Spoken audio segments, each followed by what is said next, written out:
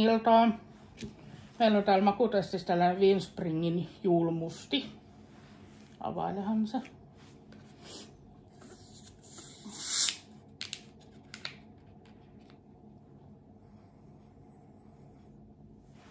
Miltä se tuoksuu? Löyly tuoksuu.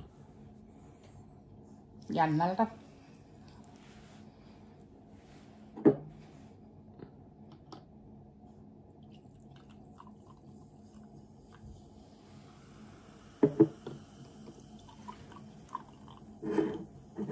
Ja sitten ei kun ääntä kohden.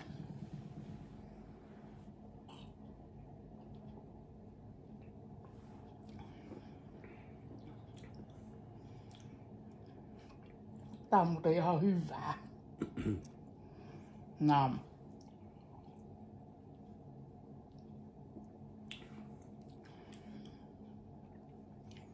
Parempaa kuin rotiin. Juu. Aika mieto tuo makuitus. No oikein. tavallaan jo verrattuna mitä ennen on juonut.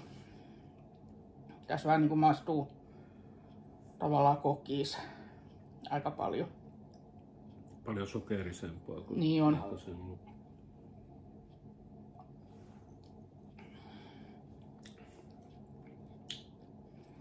Kyllä tällä nyt voisi antaa 2,5/5. Mä antaisin 3,5/5.